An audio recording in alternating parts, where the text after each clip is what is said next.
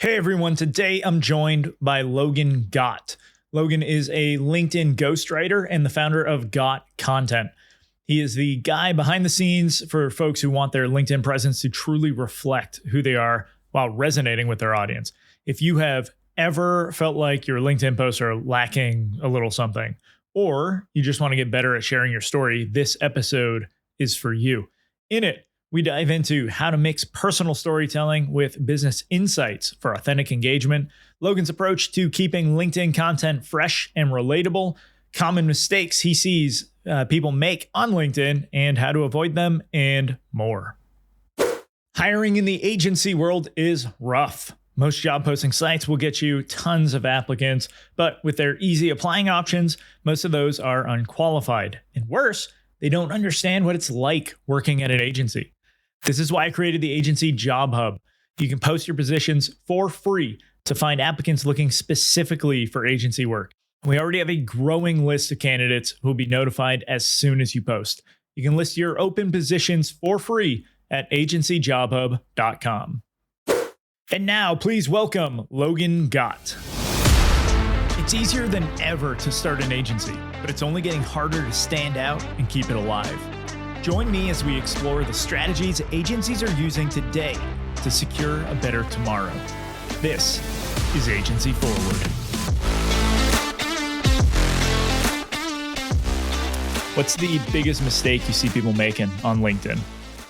Biggest mistake I see on a regular basis, at least, is posting content that is like really blocky in a sense. It's like, because LinkedIn is more professional in the first place compared to like Twitter or Instagram. So there's more of these founders on here that are trying to be professional. So they post content that reflects that, but it's also making it really boring. It's too technical of content and people have a hard time consuming that content. So if you think of like in the AI space, if you've never been in the AI space, it's really hard to consume that content because it's just really like far out stuff of things you've heard, concepts you've never heard of. So you can't really consume it. And that's the majority of the content I see on LinkedIn, but just in different niches. So that's the biggest mistake I see is founders posting too technical of content, being too technical. Right. I think I've heard it described as broetry, to like when you break it out into like the single lines and you get into that flow, mainly because you see a lot of the, like, I'm using air quotes for anyone just listening, the bro marketers and stuff who, you know, specifically on Facebook, you see it all the time where it's like the entire post is just line. So it's probably the complete opposite end of the spectrum. Yeah, for sure. but yeah, I agree. Like I skip over posts. Like if they might get me with the hook and then I hit see more and it's just like a block. I'm like, nope, no time for that. Yeah. And it's like, and it sucks because sometimes it's people that I really do want to read stuff from, but it's like, I don't have the mental capacity right now to consume this. Yeah, for sure. I think that's like a reason like why LinkedIn and like Twitter do so well, because it's like nobody wants to, I mean, it's not that nobody does, but the demographic of people like in this age, I would say, want shorter stuff. So the people that are going to like read like a full on article, it's actually a lot less nowadays because there's things like Twitter and LinkedIn where it's shorter posts where they can still get that information, but it's just a lot more, it's easier to consume in a sense. So if you're trying to win specifically on LinkedIn, you need to appeal to that demographic of why people are actually going on there in the first place, which I mean, isn't fully just to consume content, it's to connect with people too, but a big majority of the people are there for that. Right. I think that's, understanding the medium that you're writing for. Like, I hate putting like my blog content, like I use Substack. If you want to read any like long form content from me, you can go to Substack. It's all right there. Yeah. But like if you go to Substack, you're expecting that, right? Like you're not expecting a short type post, like a Twitter thread or something. For sure. I guess, so that's obviously a mistake. I see it all the time as well. Do you think it's just that they want to be professional with it? Like they think that's professional writing. And so that's what they need to be doing? Yeah, I think that's a good question. I think it's part of like being in the corporate world and going through the stages to get to the corporate world. So going to high school, college, they teach all of this like really professional writing all throughout. And social media just really isn't that. when you're trying to grow an account and appeal to people, people don't want to read all that technical stuff. That's the stuff that should be in books and stuff like that, which it does have its place, the things that the corporate world teaches and stuff. But to win on LinkedIn and stuff, you got to get away from that more. Right. Yeah. It has to be consumable. I guess what's your take on the whole attention spans are shrinking concept? I mean, I think that's definitely true for sure. I mean, you see things like TikTok blowing up and stuff. I mean, that's been blowing up for a while and stuff, but I mean, it only continues to expand because attention spans are short. So, I mean, it's unfortunate in a sense because you can't share as much value as you want, but that's just where it's going right now, and you got to appeal to that. Mm-hmm. Yeah, I'm wondering if it's primarily because there's so much content that you can consume that it's like you don't have to be picky, right? Like when there was only one channel on TV, it's like you're going to sit down, you're going to watch that one channel because you're like, I don't have options. But if like you have unlimited options, now it's like no one wants to sit there and just pick one thing. Yeah. But yeah. I still see like you can see like YouTube channels and stuff where they post 30-minute long videos or an hour-long video, and they still get a ton of views because the idea behind it, the content that they're actually producing is so high level that it keeps people there. So you do see long-form content on LinkedIn still doing really well. You see videos on there that are 20 minutes long or something, and they still do really well. It's just that the majority of the posts there aren't good enough to be long form. They need to be short form to get any sort of traction there. Right. Yeah, it's definitely something to be said for like if you can just make things more engaging, if it's more entertaining, feels more valuable, then people will sacrifice some of the attention of other things and give it to you. But you brought up a good point with like YouTube. Even there, I'll throw videos on 2x speed and just watch them like that. Because and stuff like, I want to consume this, but like let's go, right? Chop chop. Yeah, for sure. Yeah, it's interesting.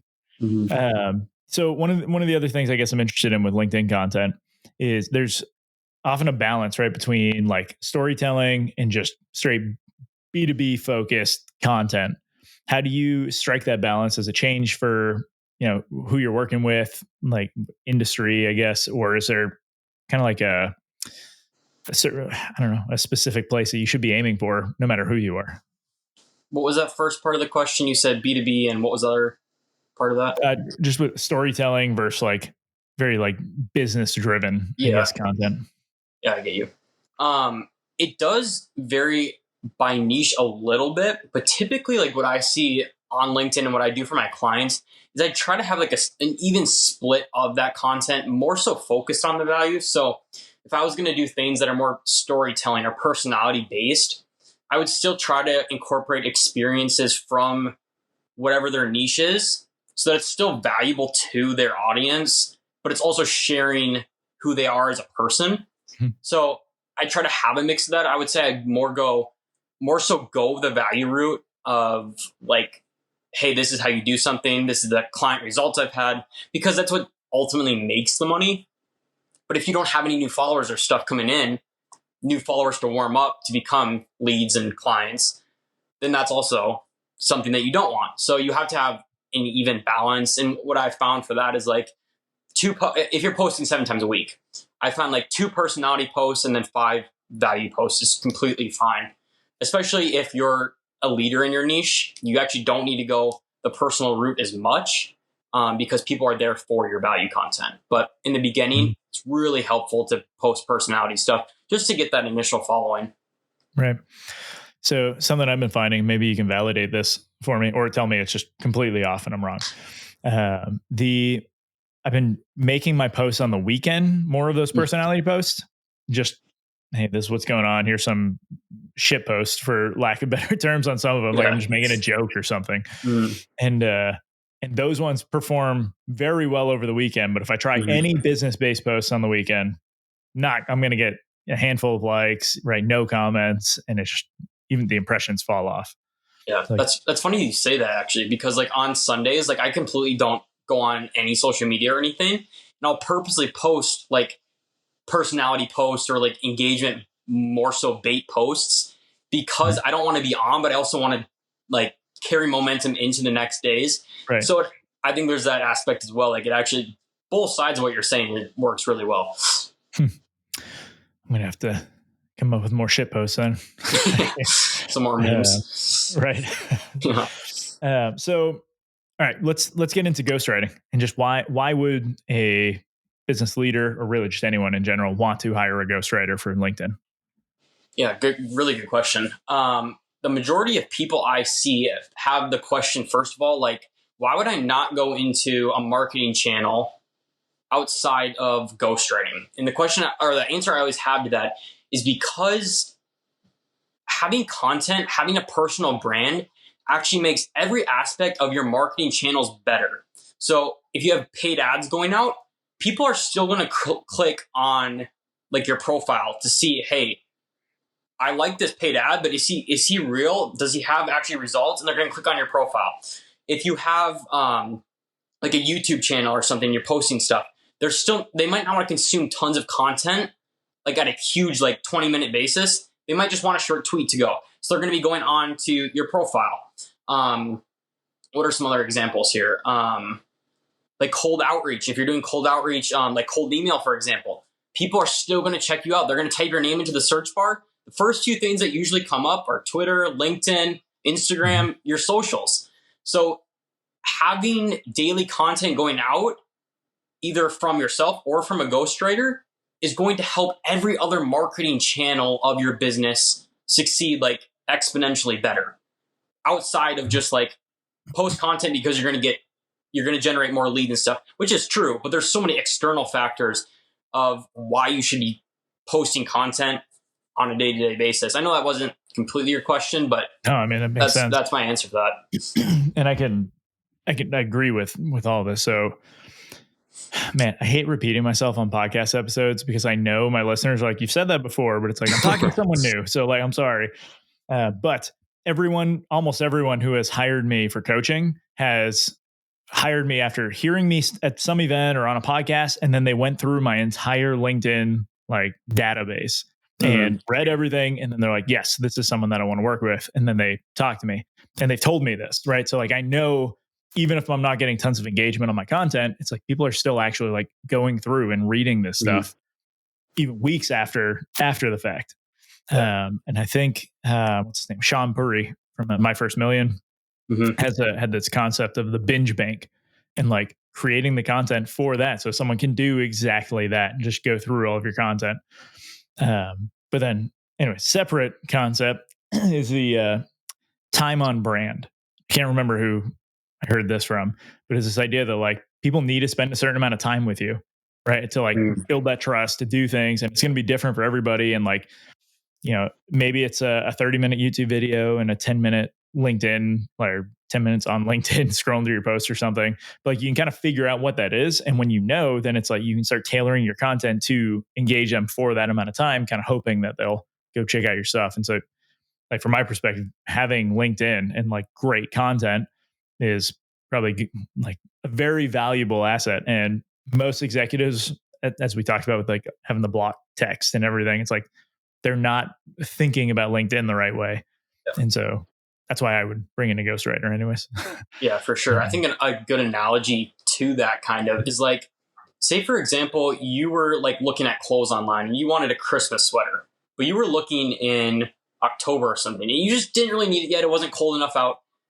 But if you put in your email or something, they're going to be sending you emails of that specific sweater multiple times because they saw you looked at it like, hey, we saw you looked at this recent purchase. Like, here's this again. They're going to keep following up. And then when it's Christmas or something, you're like, okay, I actually need this now because it's getting colder out. And now you're going to buy. The same thing goes for content. The more you're putting it out, the more ready they're going to be. At first, they might need that service, but maybe 3 months from now, they have a bigger budget. Maybe they just recognize that they do need that service more, and now they're ready to buy. So that's what content can really help with too. Yeah, definitely. So let's say you start working with someone. How do you kind of maintain their voice for the content so it actually sounds like them creating this content? Yeah, great question. So a lot of people I like to work with are the ones that have a lot of previous content. So especially like YouTube videos, because then I can like watch those YouTube videos. I can get an idea of the slang they use kind of.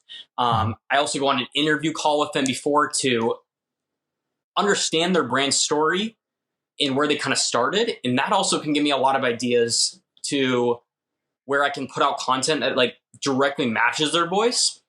Like more specifically though, how I match the content to like how they actually talk is through like YouTube videos and that interview.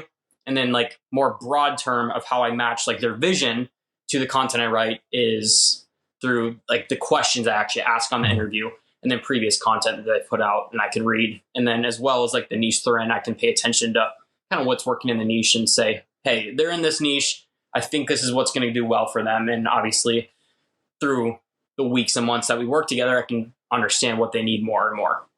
Mm-hmm.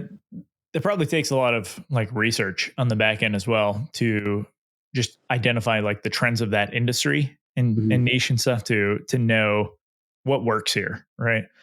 How do you kind of ensure that things feel like fresh and engaging and, you know, while still meeting like kind of the trends of that space?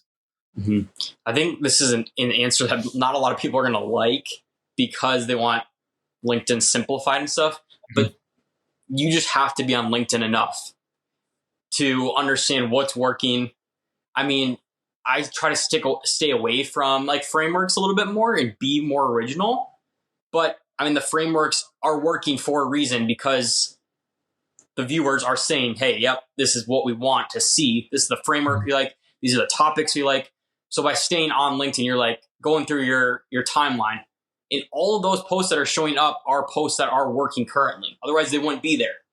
So you got to just be paying attention on the timeline as much as possible to understand what's going to work for your business as well. And that just, I mean, that takes time to practice and really pay attention just to determine, hey, is this post really going to work for my brand or not? Because some viral posts just go viral just because the person that posted it, if they're using like external engagement factors or stuff like that. So kind of have to be paying attention to that as well.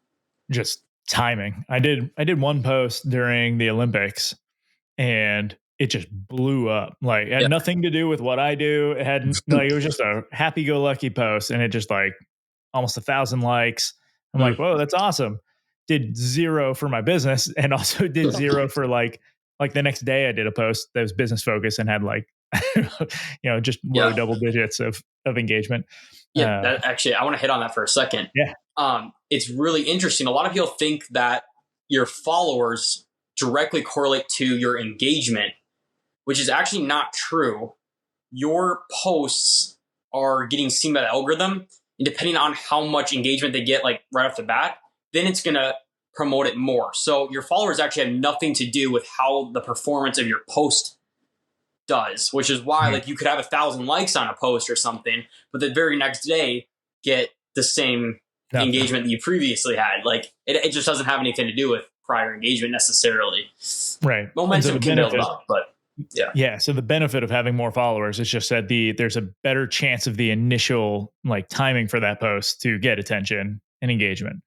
Yeah, for sure. And if you build a stronger audience, then they're going to be more prone to go and engage with your stuff anyways. Which is why you'll still, and so this means you have to still pay attention to how you're writing posts, how you're doing this stuff, because if that has a weak hook, people still aren't going to stop their scroll, which is probably why you see people with 30,000 followers who are still getting, single digit engagement on all their posts. And so there you go, everyone. You heard it here first. Followers aren't everything. For sure. You still have to do the work. Man. So let's go like a level deeper there. When you do have followers, right? Like I attract sometimes people, obviously there's a bunch of people who try to connect with me who are just trying to sell me something. Is there any value or negative returns on connecting with these people and accepting those follow requests, knowing that they don't actually care about my content? They're probably not going to engage with me. They're just there. Like, is there something in the algorithm that's saying, hey, you have all these followers, but they're never engaging with you, so we're not going to serve this up to more people? Yeah. What you just said there is true. I think outside of the algorithm, though, it can help provide like social proof and stuff. Like, oh, he's got 5,000 followers, 10,000 followers, compared to if you only have 500 followers and like 20 connections or something. It's gonna be like, okay, he is connecting with the right people. He has social proof. So now I'm willing to actually go and be with him or whatever. Go and sign with him, for example. So, I mean, there's that part, but yeah, what you were saying is true. So we should actually be selective of our followers unless we need the social proof. Yeah. So in the beginning, like just get to 500 connections as quick as possible, get to maybe a few thousand followers, just to kickstart everything, but then like really, really focus on who's actually following you and the purpose behind who you're trying to attract. Right. Yeah, that's good. Yeah, even weekly, I'll get people who they follow me or can try connecting with me and then have zero to do with what it's like. I don't know where they're coming from, but yeah, hey, I'll take the social proof right now, I guess, and then get rid of them later. No offense. If you're one of those people who disappears off my follower list, I'm sorry. So let's get into like the crafting of a post. I guess we don't have to go super technical and tactical on this, but like there are some kind of higher level things that you should be making sure to include in a LinkedIn post to make sure that it's performing. What are some of those things you're checking off as you go through the list? Good question. So I'm going to list off just a few smaller things that I like to see always. One is numbers in your hooks, especially. It breaks up the post a lot better. And I don't completely know the psychology behind it, but people are attracted to numbers and like specificity of the numbers. So that definitely helps. Having bullet points, not just like your typical like circle bullet points, can also like just be more visually appealing and stand out from other people. Having a question actually at the end of your content is really helpful for generating extra engagement, especially if the question is relevant to the post. I don't see a lot of people doing that. I think that's something that a lot of people could incorporate into their content. And if they're getting enough traffic to begin with, it's going to like really shoot up your engagement. I also make sure when I'm writing my hooks and stuff that I'm not giving away the answer to the hook. Otherwise, nobody's going to care. They just want the answer. You have to create curiosity and then extend that into the actual post so they click more. So adding enough context and enough bait almost at the beginning to get them into there is really essential. I know that sounds obvious, but I see so many people keeping like it's a one-liner, but then the next line, which is still included in the hook, is the answer. It's like, what's the point of the hook then? That's not a hook. Yeah. I used to see that a ton with blog content where it was like we'd name the article something and then the very first line of the article is like the answer or just repeating the hook. And but yeah, you see it in LinkedIn posts. Something that I see a lot. And so like, hooks are hard, right? Period. Like you got to get good at copywriting and understanding your audience and all this.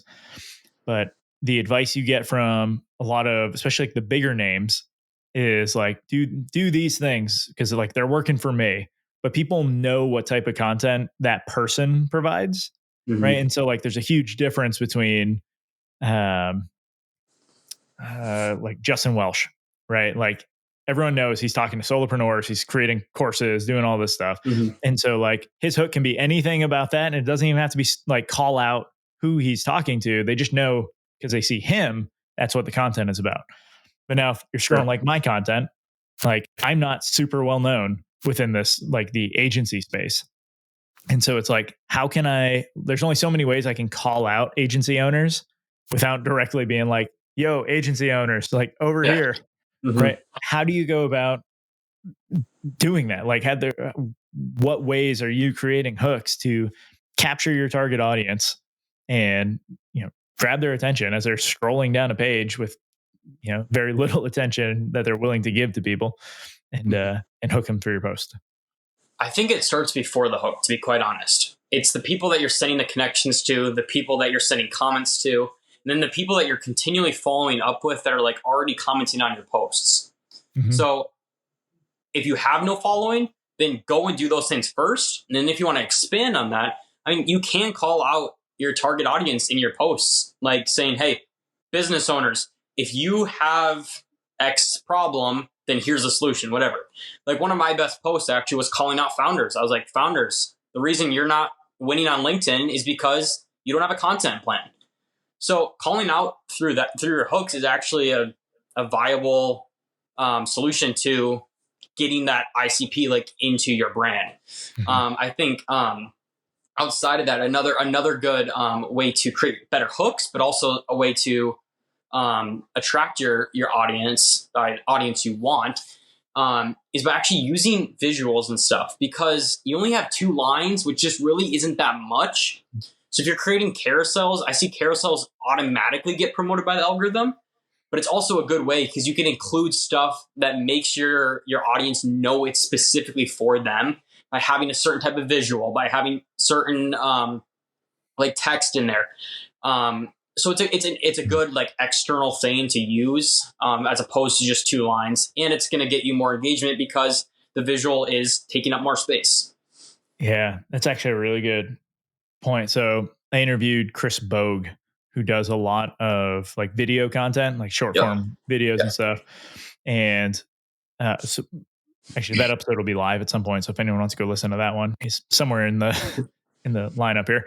But he had brought up like how he used to love watching The Simpsons because every joke had like 5 different layers to it. Like there was the visual of enjoying that joke, what the characters are saying, how they're saying it, and there's all these different things that stack to make it a better joke. But it's like when you look at your content, it's the same thing, right? If those 2 lines also stack with a visual that you can throw in there, it's like now it's only going to amplify the effectiveness of this. And so, yeah, see, I love time. This is right before the show. We were talking about like being able to find those threads to pull on when just by jamming together. So that's good. That's one I'll explore some more. But so how do you kind of validate the success of a ghostwriting project? Typically it's just by client signed. I mean, that's why they're there. Everyone wants to make money. That's why they're on LinkedIn. So typically it's by client signed. Some other smaller factors of that are like book calls, inbound leads. Next up is followers, connections. But other than that, that's really how we're validating. It doesn't really come from how many impressions, how many likes we're getting. I mean, some agencies do that, and it's cool. It looks good, and that's why a lot of these agencies get clients. But in the end, it's not actually helping people, and that's why they're going to have high churn rates, and it's just not the way to go for real. Yeah. So I had and I can't call out whatever agency was doing this for them. But I had a client when I was running a marketing agency who had hired out someone just to do ghostwriting for their LinkedIn. And it was an agency they found, and they had a lot of big names that were on their account. But then I started realizing they were just accessing those other accounts and leaving comments but they were not related to whatever's happening. They're very stock like answers. They're paying them like $8,000 a month for an emerging brand that doesn't have a huge budget, and they're expecting results from that. Well, yeah, look at all these big names that are commenting on my posts. It's like, yeah, but they're all fake and not not doing anything for you. So I love that you brought up like client sign, right? The closer you can be to the revenue, the better off that entire engagement is going to be. Yeah, for sure. I mean, I think impressions do have a factor because impressions do turn into followers and stuff. So, I mean, that client and stuff doesn't sound like that's the best tactic to do, but I've actually used that, and I've written on Twitter and stuff and used like back in 2021 when retweets are really, really big. That's actually a great way to use the traffic. You just have to realize that traffic is going to be really low quality. And the amount of people that are going to come through that is just, it's very few. So it's not that it can't work. It's just, it's not the best way to do it unless you're like a really small account and just want to get going quick. Right. So speaking of getting going quick, what's the 80-20, I guess, of doing LinkedIn? Yeah, that's a good way to put it. So I'd say the 20 is probably content. I mean, I think it could be 45 or something, but really what it comes down to in the beginning is commenting on a bunch of people's posts and sending connections and then staying in contact through the DMs. I mean, that's put really simplified, but honestly, it's a simple answer, and you just need to stay consistent with that for long enough and make sure that the people you're commenting on isn't just random people that are showing up on the timeline. It's specific people that are either one, in your ICP, or two, that are in your niche. Because if they're in your ICP, then they're going to like the content that you're putting out and potentially become clients. And then two, if they're like in the same niche as you, they're also going to go and support your content and try to learn more about you, which is going to help build engagement as well. So those are the two things I would look for when you're sending out comments in DMs, which is going to help you grow initially. Yeah. Something else I've noticed is when I get into the DMs with someone, their posts start showing up a lot more for me.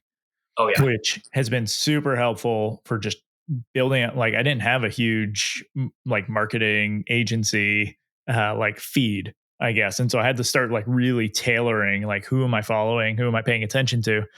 But as soon as people would start DMing me and we'd have conversations, their posts would keep popping up.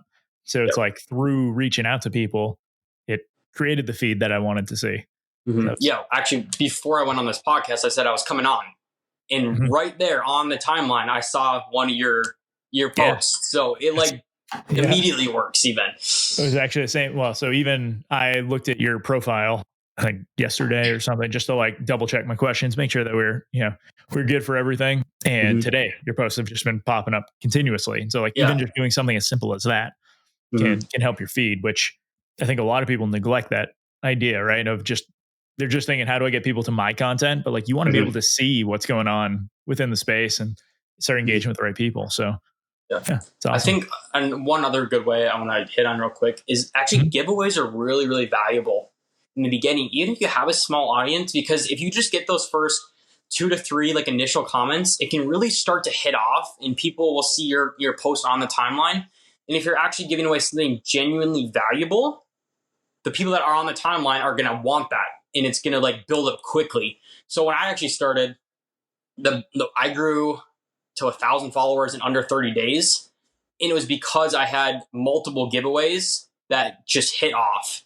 And it was I didn't have like a big following or anything in the beginning, but it's because I was giving away like genuine value. One of my posts had over 1,000 comments. Actually, I think it got to 2,000 comments and like 1,500 likes or something. Just people wanting what I was giving away. So that's a great way to get going in the beginning. That I think it's a little bit underrated. I see it working on. There's a lot of giveaways that go out on Twitter, but I don't see very many giveaways going out on LinkedIn on a consistent basis, at least. Yeah.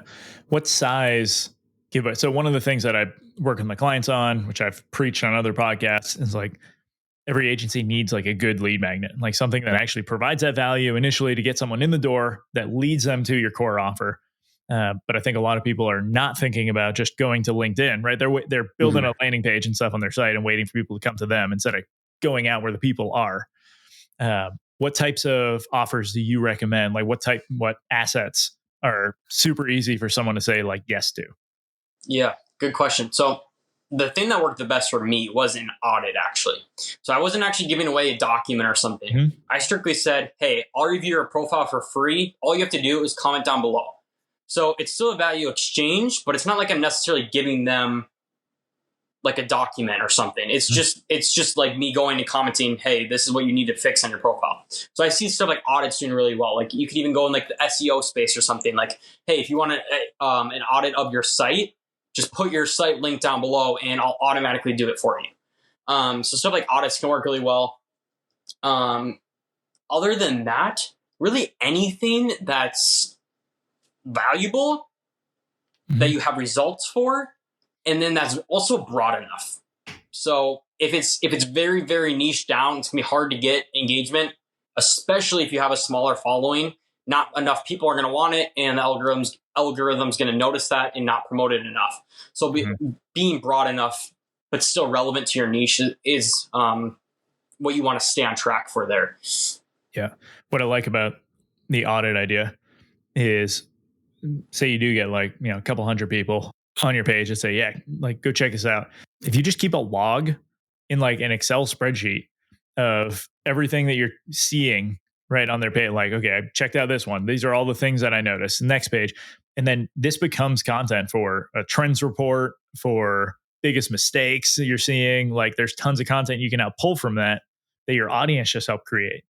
And it's like, yeah, I think that's super valuable too. Yeah. So actually what I did for my audit was I did the profile audit. next I was like, okay, I'm getting so many comments. It's insane. I'm just going to create another giveaway detailing the common mistakes I saw. So then I created another giveaway that added a few hundred followers. And then I created multiple threads saying, hey, this is how you optimize your profile. So there's just so many like extra stuff. Like when you just create an initial asset that can really help, especially from an audit though. Right. Awesome. All right, Logan, I got 2 more questions for you. The first being, what book do you recommend every agency owner should read? Okay. This might not be like specific for agency, but I'm a Christian and stuff. Bible, 100%. It's what I live by, and all my principles are from that. So, having that in mind when I actually like go and interact with people, is really helpful because I can always live on those principles. I can attract people that way, and it's just easier to live by those and have morals within your business always. Just gonna say, Jesus hasn't been around for a couple thousand years and he's still gaining followers. So that dude's made some great content, right? But awesome. Where can people find you? Like socials? Yeah. On Twitter and LinkedIn. I'm actually just started up a YouTube more recently. I've been in here for like a month or something now, posted a few videos and going more consistent on that to build a more of a nurturing platform, which I've seen YouTube become. So I'm focusing on that. But yeah, those 3 are the main things. Awesome. All right, Logan, thanks for joining. Yeah, of course. Thanks for having me, Chris. I appreciate it. And great questions. That's the show, everyone. You can leave a rating and review, or you can do something that benefits you. Click the link in the show notes to subscribe to Agency Forward on Substack. You'll get weekly content, resources, and links from around the internet to help you drive your agency forward.